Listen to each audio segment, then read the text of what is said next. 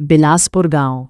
इस गांव का नाम जितना सुंदर था उससे कई गुना सुंदर थी इस गांव में रहने वाली सुहानी।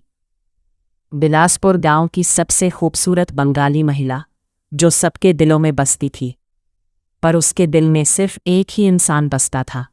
वो था अर्जुन, गांव का सबसे ईमानदार और शांत स्वभाव का व्यक्ति जो गांव वालों की मदद के लिए हमेशा आगे रहता था। अब यह कैसे निकलेगा? यहाँ आसपास कोई दिख भी नहीं रहा था कि मदद मांगू। सुहानी के पिता बैलगाड़ी चलाते और अपना गुजारा किया करते। सुहाने के पिता बहुत ही सीधे साधे थे। गरीब होने के कारण सुहानी के पिता सुहानी की शादी नहीं कर पा रहे थे। वो किसी तरह करके अपना घर चलाते थे। क्या हुआ चाचा, आप इतने परेशान क्यों हो? अर्जुन बेटा, मेरा बैलगाड़ी यहाँ फंस गया है और मुझसे ये अकेले निकल नहीं रहा है। लगता है धक्का देना होगा, तभी जाके ये निकलेगा। कोई बात नहीं चाचा, आप बैठो, मैं धक्का देता हूँ। अर्जुन दुबला पतला था, लेकिन उसमें हिम्मत कूट कूट के भरा हुआ था। वो बैलगाड़ी को धक्का देके गड्ढे से निकाल देता है। आज तो बहुत ही बुरा फंस गया था। बैलगाड़ी का पहिया गड्ढे में घुस गया था और मुझसे अकेले निकल नहीं रहा था। वहां आसपास कोई था भी नहीं कि मैं उनसे मदद मांग पाऊं। तभी मुझे वहां अर्जुन मिल गया। उसने अपनी पूरी ताकत लगाकर अकेले ही बैलगाड़ी का पहिया गड्ढे से निकाल दिया। वो सच में बहुत ही ज्यादा दिलेर इंसान है। हर वक्त किसी न किसी का मदद करता ही रहता है। पिताजी, मैं खाना लाती हूँ, आप हाथ मुंह धो लीजिए। सुहानी और उनके पिता दोनों ही रात का खाना खाते हैं। अगले दिन सुबह सुहानी सब्जी खरीदने के लिए अपने घर से बाजार के लिए निकलती है। वो बाजार के रास्ते में थी, तभी दो आदमी उसके पीछे पीछे चलते जा रहे थे। वो दोनों एक दूसरे से सुहानी के बारे में बातें कर रहे थे। सच में गांव वाले ऐसे ही नहीं, इसे गांव की सुंदरी बोलते हैं। ये इतनी सुंदर है, ऊपर से रूप रंग चाल ढाल देखकर किसी का भी मन ललचा जाए। कितना अच्छा होगा अगर इसके पिताजी मुझसे शादी करवा दे तो। तू ये क्या बोल रहा है भाई? मैं मानता हूं कि ये बहुत ही ज्यादा सुंदर है और ये बात भी सच है कि ये गांव वालों के दिलों में बसती है। लेकिन तूने इसका घर देखा है? ये गरीब है और इसका बाप बूढ़ा हो चुका है। वो किसी तरह बैलगाड़ी चलाकर अपना घर चलाता है और तूने इसके घर में शादी की तो नुकसान तेरा होगा। सुहानी से जो भी शादी करेगा उसको उसके साथ साथ उसके पिता का भी ख्याल रखना होगा और तुझे उसी के घर में जाकर रहना होगा। तू घर जमाई बन जाएगा उस गरीब घर का। बेटा, मैं कल लोगों को लेकर दूसरे गांव जा रहा हूं। हो सकता है मेरे आने में ज्यादा रात हो जाए या फिर मैं उसके अगले दिन आऊं। तो तुम अपना ध्यान रखना और संभल कर रहना। मैं संभल कर रहूंगी पिताजी, आप अपना ध्यान रखिएगा और आराम से लौटिएगा। अगले दिन सुबह मधु के पिता दूसरे गांव के लिए निकल चुके थे और मधु घर में अकेली थी। तभी वहां मुखिया का बेटा सुहानी के पिताजी को ढूंढने के लिए आता है। पिताजी घर में नहीं है, वो दूसरे गांव गए हैं लोगों को लेकर। अब वो शाम को ही लौटेंगे। मुखिया का बेटा सुहानी को देखकर हक्का बक्का हो जाता है। उसने सुहानी के बारे में सुना तो था, लेकिन उसे कभी देखा नहीं था।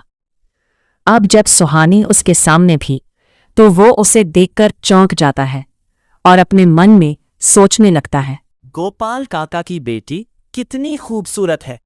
पहली नजर में ही यह मुझे पसंद आ गई है।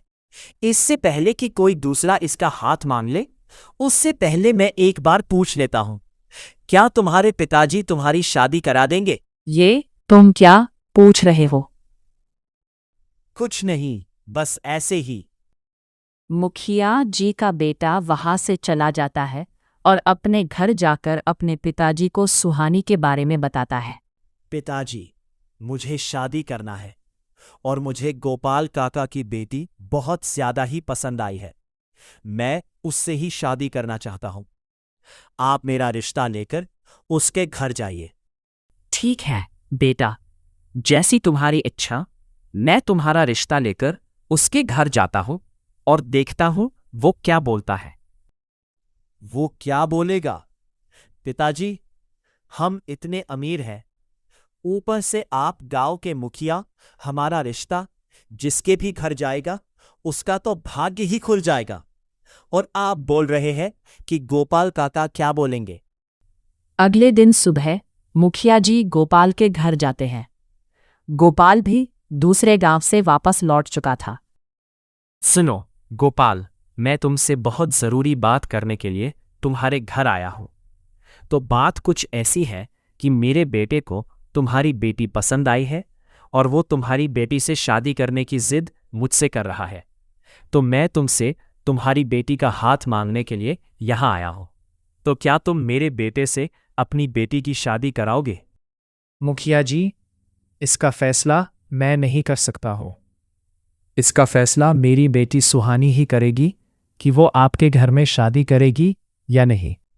तो कहाँ है आपकी बेटी सुहानी? मैं उससे ही पूछ लेता हूं कि वह मेरे बेटे से शादी करेगी या नहीं। बेटी सुहानी, यहाँ पर आओ। तुम्हें मुखिया जी बुला रहे हैं। तुमसे कुछ बात करना है। सुनो बेटा सुहानी, मेरा बेटा कल तुम्हारे घर आया था और उसने तुम्हें कल देखा। उसे तुम पहली नज़र में ही पसंद आ गई और वो अब तुमसे शादी करना चाहता है। मैंने तुम्हारे पिताजी को सारी बातें बता दी है।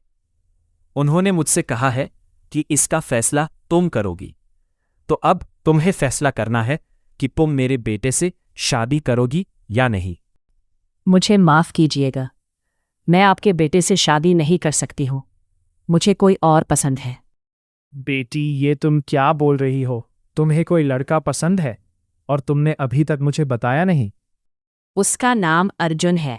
मैं उसे पसंद करती हूँ, पर वो मुझे पसंद करता है या नहीं वो मुझे पता नहीं। लेकिन मैं शादी करूँगी तो उसी से करूँगी और किसी से नहीं करूँगी।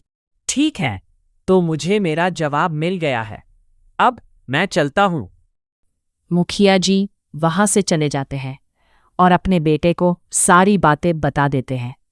मुखिया जी का बेटा सारी बातों को सुनकर बहुत ही ज्यादा गुस्सा हो जाता है। उसने मेरे इस प्रस्ताव को ठुकराकर बहुत ही गलत काम किया है। तो वो अर्जुन से प्यार करती है। उस अर्जुन को रास्ते से हटाना होगा, तभी जाकर वो मुझसे शादी करेगी। इधर मुखिया जी का बेटा गुस्से में आग बबूला हो रहा था और दूसरी ओर सुहानी अर्जुन से अपने प्यार का इजहार करने के लिए उससे मिलने के लिए जाती है। सुनो अर्जुन, मुझे तुमसे कुछ जरूरी बात कहना है। हाँ, बोलो, क्या बोलना है? देखो, जो बात मैं तुमसे बोलने वाली हूं उसे सुनकर तुम चौंकना मत। तो बात कुछ ऐसी है कि मैं तुमसे प्यार करती हूं और तुम मुझे बहुत पसंद हो। तुम क्या बोल रही हो? तुम मुझे पसंद करती हो? हाँ, मैं तुम्हें पसंद करती हूँ और तुमसे शादी करना चाहती हूँ। क्या तुम मुझसे शादी करोगी? सुहानी अर्जुन को सारी बातें बता देती है और अपनी मजबूरी भी उसे बता देती है। अर्जुन सुहानी की बातें सुनकर थोड़ी देर सोचता है। उसके बाद वो अपने मन की बात सुहानी को बताता है। मैं तुमसे शादी करने के लिए तैयार हूं और मैं तुम्हारी मजबूरी को समझ रहा हूं।